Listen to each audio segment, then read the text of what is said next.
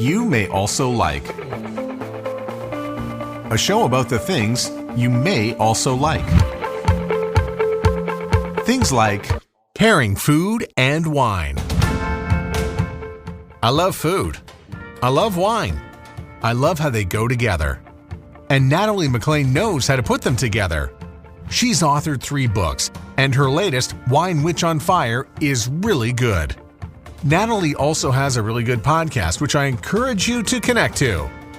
But not until you finish this episode. The next voice you hear will be Natalie's, and we are going to learn about pairing food and wine.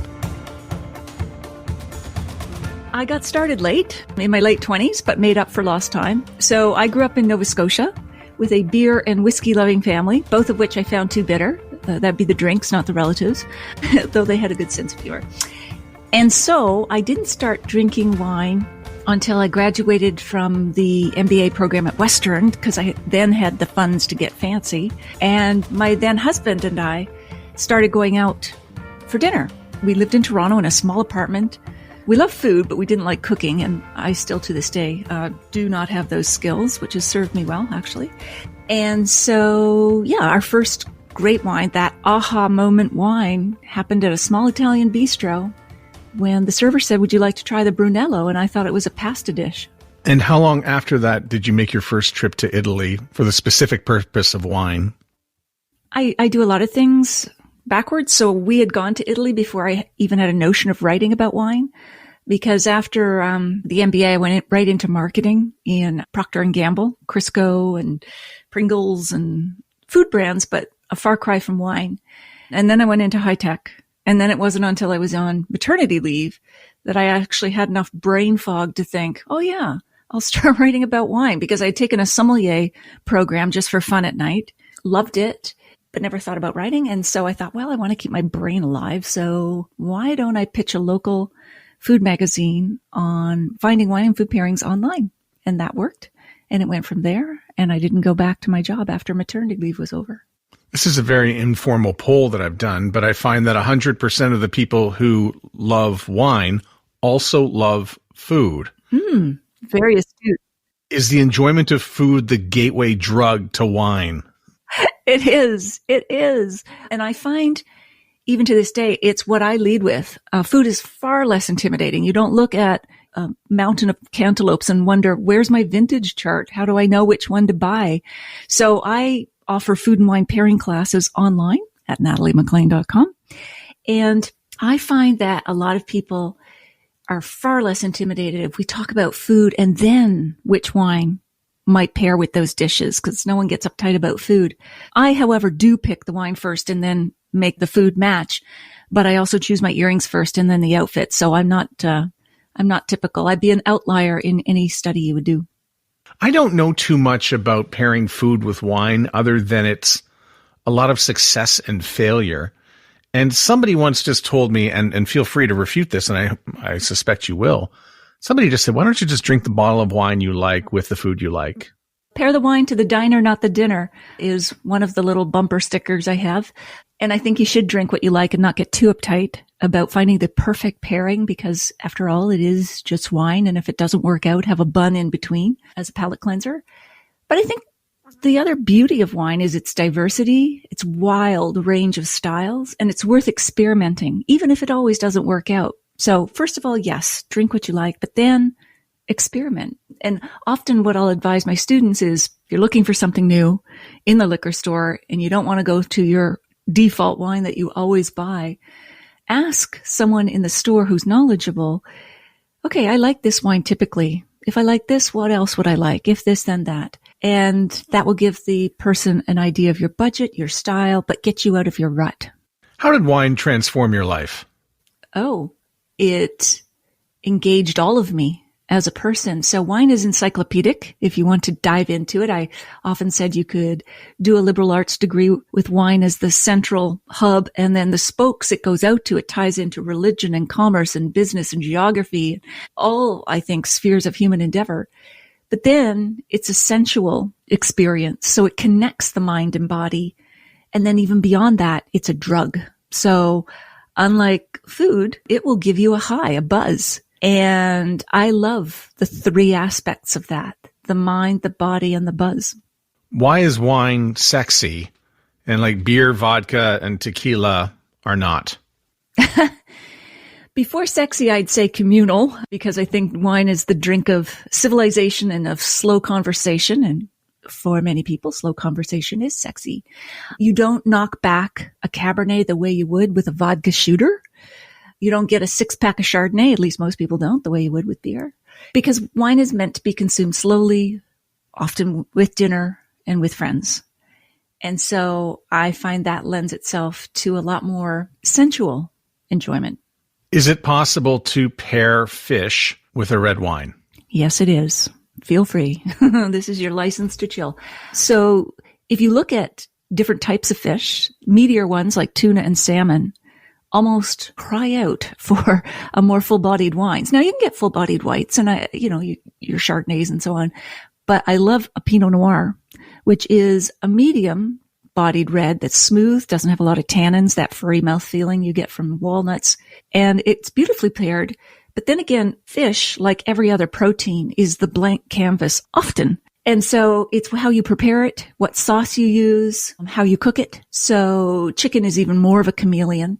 But if you're going to plank grill that salmon, it's going to have that charry, smoky taste that's going to go even better with that Pinot Noir. And perhaps that Pinot's had a little bit of oak aging, which will also give it a touch of smoky taste aromas.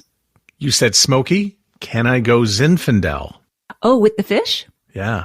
Yeah, especially if you did like a blackened fish or a spice rub or something like that. Again, it's about the dominant flavors in your dish, matching what's on your plate with what's in your glass. So yeah, if you're going to go all the way with a really dark and spicy kind of fish, Zinfandel would be great, because Zinfandel is not only full-bodied and full of these rich, juicy, fleshy, ripe, dark fruit, it also is smooth, so it doesn't have those tannins, which do not play nicely with the iodine in fish.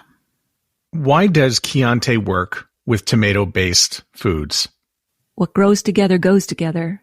So Italian cuisine was developed over centuries, as was Italian wine.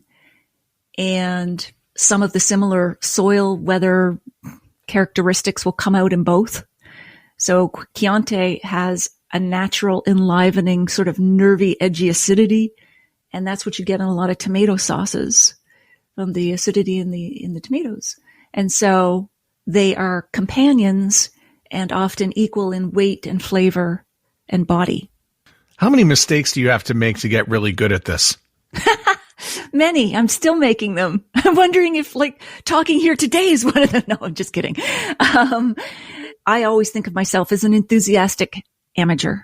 I'll never think of myself as an expert, no matter how many people tell me I am one. I just stay 10% ahead in knowledge of those I'm trying to teach. And I try to be open about that on my own podcast, Unreserved Wine Talk, because then I feel like listeners, whether they are experts or beginners, will also feel like less intimidated, and that you can ask these so-called naive or stupid questions, of which there are none, of course. But, when I'm talking to someone, a winemaker or sommelier or whatever on my podcast, I'll say, whoa, wait a minute. Can you tell me what that is?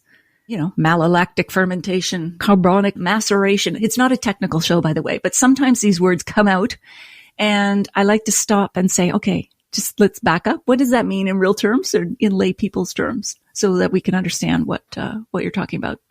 The wine industry has suffered from being too inside, being quite snobby. I get the feeling that we're constantly trying to break down the walls of the whole thing, and it can come down to ratings, and it can come down to regions. And there seems to be a lot of prejudices against certain maybe grapes or regions. Has the industry done better to bring it together?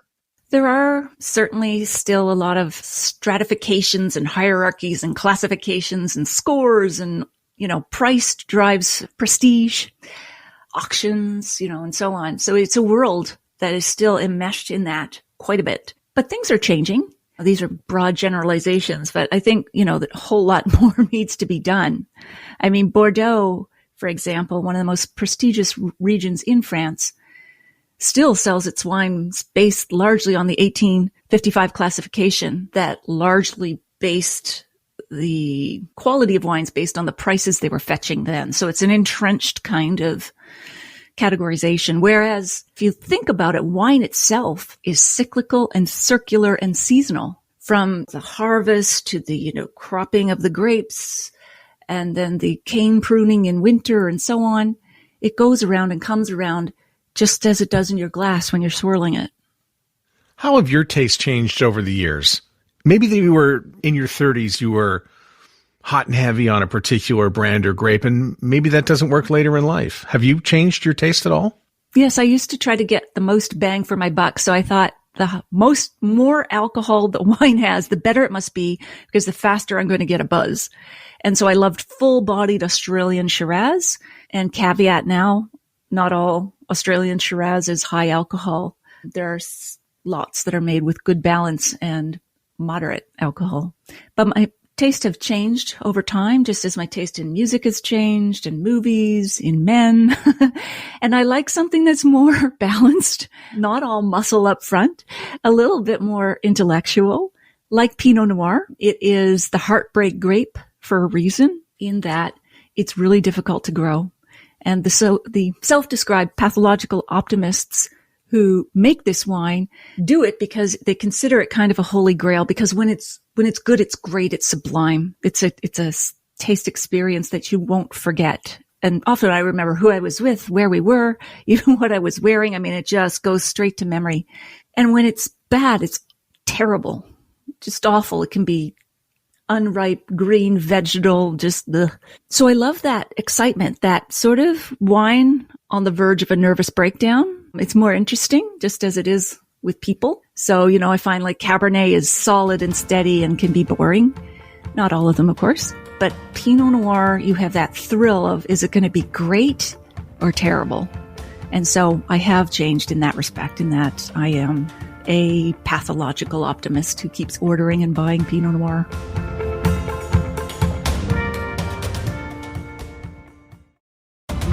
You may also like Support's Podcasting 2.0, so feel free to send us a boost if you are listening on a newer podcast app. If you don't have one, you can see a full list of them at newpodcastapps.com. So my taste did change, and I got away from Shiraz, and I began to sort of move away from, I actually just turned my nose right up at Chardonnay. It's just too oaky for me. I just can't deal with it. What can I do to drink wine that's not going to cause a hangover? Because some wines, you're left with an extra heartbeat in your head, right behind the eye, and other wines, nothing. What is that? It's individual to body chemistry. A lot of people think the sulfites in wine are doing it, but there are more sulfites in a glass of orange juice than there are in a whole bottle of wine. I think it's less than 5% of the population is allergic to sulfites, and they need to take it seriously. But most of us are not reacting to sulfites. Some of us are reacting to histamines in wine, and that's often associated with red wine that's been oak aged, and it gives you that sort of runny, but also the congestion, the headache, that sort of thing. It could be the tannins. Again, that usually comes from oak, but it can also come from the actual grape skins and stems, depending on how it was made. But I think you have to experiment and see what happens. Now, the other thing that can cause that raging headache is just too much of any wine. So you want to think about that as well in terms of consumption. But the headache is also associated with dehydration. So you want to, what I do at least, is alternate a glass of wine for a glass of water so that you stay hydrated. It also helps slow your consumption, and you're not slaking your thirst simply on alcohol like at dinner or whatever, which is tempting. But yeah, I would just experiment with it, Matt. When should I summon the sommelier? I love to summon the sommelier, if there is one, at the restaurant, right up front when we're looking at the restaurant list, because a good restaurant list will have wines that you probably have never tasted. And I include myself in that, because they want to give you a taste experience that you can't get easily in the liquor store and keep you coming back to the restaurant. So the sommelier, or the person who buys the wine, or some server or the bartender, whoever bought the wines, is going to know more about that list and have tasted those wines, generally speaking, than you have, even if you are a so-called expert. So I love to summon the sommelier up front early to select a wine. And for those who are intimidated about what do I ask, again, it's similar to when you go in the store. You can say, well, we had this Malbec from Argentina. If you remember the name, say it. That will give that person an idea of your taste and range, your price range. If you were on a date or it's a business dinner and you don't want to declare out loud how much you want to pay for love or a promotion, you could tip the restaurant list up facing you, and the server or the somm is usually over your shoulder, and you can be pointing to the prices, but you can say, I'd like something in this range. What do you recommend? So that's just a sneaky tip there. But yeah, engage, because the sommelier or server is going to be excited if they have a decent list about, sharing something with you, and hopefully a story. So I think every book and every bottle has a story as well. I know exactly what you're saying too, because I will sit down and I will go through they now bring you an iPad for many places. It's a whole new way to swipe right. And I'll go through and I'll look at all the wines, and then I realize these people around me know more than I do about this stuff. So why don't I let them just pick it for me? Give them some guideposts, price, style, what you're going to have, because they can try to pair it. But, it's fun. And if they have like a tasting menu where you can have a different glass of wine with each course, that's even better, because then you're starting to really learn about the differences between wines. I'm a French wine snob. Is that okay? Yeah, it's okay. I feel like I'm starting to become your Venus agony aunt. Pretty much. Confessions, wine confessions. So you're a French wine snob. So tell me, Matt, when did this start? When did you start feeling this way? Probably when I was living in Quebec, and the SAQ, which passes out the alcohol in Quebec, just has a great selection of French wines that is unmatched in the rest of Canada. And I just got used to it. And then I learned, this is a Bordeaux, and this is a Châteauneuf-du-Pape, and then here's something from Bourgogne, and here's something from the south of France, and have you tried Cahors? I just got into it, and I liked it. And I honestly found it to be better than a few other regions. I've got my favorite wines. I love Italian, and I really like Spanish, but I find Spanish wine is very complex. You really got it. They sort of talk about it by the grape. The regions, there's a big region called Rioja, but there's smaller regions that just don't advertise very much. So it really adds to the complexity of it. It does, yeah. So on one hand, that is intimidating and complex and hard to figure out. On the other, if you want to take the deep dive, that's fascinating, and you could keep going and learning or tasting and experimenting. But I think especially in Canada and especially in Quebec, French wines are far better known, because French wine is complicated too, and it has lots of little regions. I mean, it's like the Russian nesting dolls. You start with France, and then you can go to Burgundy, and then you can go to Meursault, and then you can go to the producer, and then the Clos, and then it gets right down to who owned those vines. So I think we're perhaps not as familiar with Spanish wines, but they're worth experimenting with as well. I'm just going to list my favorite in the show notes for anybody who does care, by the way. Okay, great. What are you trying to take my job? What are you doing here? Well, no, you've got the whole podcast. Everyone's going to listen to that going forward. Talk about the LCBO and their purchasing power. One of the things I know is that the two biggest purchasers of wine in North America is Costco and the LCBO. Yes. Yeah. And I will find wine at the LCBO that is cheaper than some of the stuff I can actually get 10 miles from the town where it was made. That's purchasing power. So yeah, they are the single largest purchaser or whatever of wine in the world. And that's a curse and a blessing. So they have substantial negotiation power to get those prices down for you. But again, the pleasure of wine is in its diversity. So we don't have stores like Tuscany is us kind of thing, or, specialty producers or shops, wine shops, the way we might if it were privatized. And you can think about it a little bit like, there's Amazon, and then there's independent bookstores, and then I guess Indigo is somewhere in the middle there. But would you rather have that diversity? Some people would, but others wouldn't. They say, oh no, you know what? I like that they're negotiating for me, but they are also choosing for you. And they do have a broad selection, but not as broad as it would be if we had a privatized system. So I've had some favorite wines over the last 20 years, and I grew out of them. And I can't figure out if that's me or is that climate change or does it just happen to be that vintage? And I'll use the example, by the way, because I saw it on your website, and that's a Chilean wine called Erasmus, and I love the Cab Sauv and bought it by the case about 20 years ago. Then I just stopped. And maybe it's me, or maybe it's the vintage, or maybe it's climate change. What do you think? Or maybe it's all three.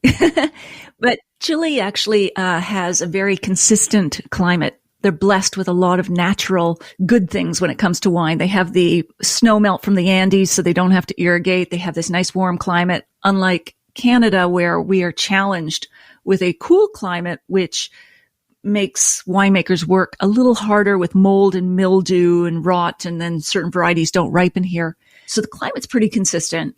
The winemaker or the winery can always change decisions about how the wine is made with more oak, less oak, or whatever. But your palate does change as you age, change in all kinds of different ways. So it could be everything. And climate change is certainly affecting wine regions everywhere, although it's not what you might think. They call it, instead of global warming, global weirding, because we're getting more extreme weather events like hail in summer that can kill the bud shoot, or in the spring that can kill the bud shoot, all kinds of things. And so people think, oh, Canada, that must be good for you. Global warming, but not always, because what we're getting are extreme temperatures up and down. So the average doesn't really hint at the extremes. It's just this sort of average going up of warmth. But those extreme events can really wreak havoc on a harvest. I'm going to be traveling to 2 places where they make wine that you would never guess they necessarily make wine. So I'm going to be going to an urban winery in Denver, Colorado. And I don't know what it is about Colorado, but they do have a wine scene. And I see tons of people from Colorado tour Europe and just drink wine. And then I'm going to be going to Nova Scotia. Ah, yay. My hometown, home province. Yeah, I'm going to be going to Grand Pre. Oh, lovely. And Wolfville, where all of a sudden, 30 years after I graduated from Acadia University, they've got wine in the hills. What do you think about it? Have you tried it? Oh, yeah. They've got some wonderful wines down there. So it's even cooler than Niagara and the Okanagan. But they're doing so well with sparkling wines, because Champagne is very cool as well. Like, Bordeaux and the Rhone and so on are southern France. But they've got conditions that are very similar to Champagne. So they've got the limestone soils, which makes the grapes or the vines suffer, which is good for vines, like people, makes them stronger. And they're producing these crisp, mouth-watering, sparkling wines. And then they've got another type of wine called Tidal Bay, which a number of wineries make, named after the Bay of Fundy and the highest tides of the world. And it is an off-dry, meaning a touch of sweetness, floral white wine that is to die for, with steamed lobster, shellfish, seafood. They also do other crisp, still white wines very well from hybrid grapes. And then they do some reds okay. It's hard to get ripening down there, but the Pinot Noirs and some of the hybrid grapes, the German grapes that came across with a lot of the vintners who are down there, their ancestors, do well. Yeah, so Nova Scotia, that will be great. I mean, my goodness, Benjamin Bridge, Lighthall and Wolfville, Domaine de Grand Pre for lunch for sure, and their wines. Yeah, you've got to hit all those. And then Denver, I have nothing to say. I don't have any advice. But yeah, it's a great wine scene. Is there a wine that pairs with Indian curries that is not called beer? Yes, there is. So Indian curries can be spicy or hot or both. And so what you need is sweet meets heat. So you need a wine that has a little bit of sweetness to deal with the spice and the heat. Because if you put spicy or hot dishes with a high alcohol, highly tannic, especially red wine, you will be crying in your beer, no doubt. So you want something like a Riesling. I don't think a Gewürztraminer has enough acidity, but something with a little acidity, a little natural sweetness, and that you chill it. So it's going to, be like a fire hose on your palate and calm it down. Otherwise you're adding fuel to the fire. So I would go with those kinds of wines with that. So the Shiraz I was pairing it with was a big mistake. It's okay if it's not high alcohol. Shiraz is smooth, so that's good. It's not tannic. And if you're a dedicated red wine lover, then a smooth red is your way to go. it might taste like heat on heat, depending on the Shiraz. Why did you start a podcast? Because I wanted to be even nosier than I already am. And I'm an introvert, so I need an excuse to talk to people. And this allows me to contact just about anybody in the wine world or adjacent fields like food and travel and so on, and say, hey, come talk to me for an hour on my podcast. And I get to ask them impertinent questions that I would never ask at a dinner party. I get to pry into their lives the way I can when I travel for wine. And I meet the most interesting, thought-provoking people in the world. Because again, I think wine can teach you about the world, and you can see it through the rosé-colored glasses. So that's what I love. I love the art of interviewing too. You know, I listen to people like Larry King or old recordings of Larry King or other interviewers just to see how they handle, what is the question beyond the next question? How do they dig, but still not, turn off the interviewee? How do they make themselves surrogates for the listener who can't be there and wants you to ask that question? So I just love the whole art of interviewing as well. And you're doing a good job, Matt. Thanks. I love interviewing. My favorite, by the way, is Terry Gross from NPR. Oh, yes. She's a perfectionist. Yeah. She spoke at Podcast Movement one year. She did. Wow. She did. And she told me everything I needed to know. I'd already done a lot of interviews. I've interviewed Mick Jagger. I've interviewed just endless people, just every rock star, you name them. But yeah, I mean, again, it starts out, we're going to talk about this, and it winds up being, now we're doing armpit farts. Terry Gross? No, I was doing it with a band once, but okay. I do think the two best interviewers out there are Howard Stern and Terry Gross. Yes. I listen to Howard Stern, even though I am not aligned with a lot of his views, but man, he knows how to give a good interview. Well, it's out there from a few years ago when the book came out. The two of them interviewed each other. At least she interviewed him, and it was gold. Oh, I got to look for that. Yeah. I'll see if I can find it for you for sure. Who was your favorite interview? So many, but I love the thought-provoking conversation I had with Randall Graham of Bonnie Doon in California and Charles Back of Fairview Wines, also Goats du Rhum in South Africa. Also Anne Sperling. There's so many. But I guess what they do is they tell stories. And of course, that's how we learn. That's how we remember things. That goes straight into, I think it taps into our memory, our emotions. The majority of people I interview on my podcast are writers writing about wine or food because they're storytellers. Some winemakers are. I'm going to get in trouble if winemakers listen to this, but anyway. But I don't want to talk to someone about the differences between Hungarian, American, and French oak, or the tightness of the grains. I want to know stories that will illuminate the world of wine, whether it's drinking it, appreciating it, traveling to those regions, whatever, all the aspect, everything that goes on around and inside the glass without getting technical. So those people they did that. They dove into stories. Natalie, thanks so much for telling me all about wine. Oh, cheers, Matt. And, you can call me anytime. I think of me as your, well, if not your Venus Agoniant, then your red-nosed superhero. I'm here for you. Thanks so much. My thanks to Natalie MacLean for joining me on the show. You can go hit the follow button on her podcast now. It's called the Unreserved Wine Talk Podcast, and it's everywhere you expect a podcast would be. I also put links to her website where you can sign up for her newsletter and buy her books. They're in the show notes and at youmayalsolike.net. This episode was produced by Evan Serminski and edited by Chloe Imon Lane and built for your ears by everyone at the Sound Off Media Company.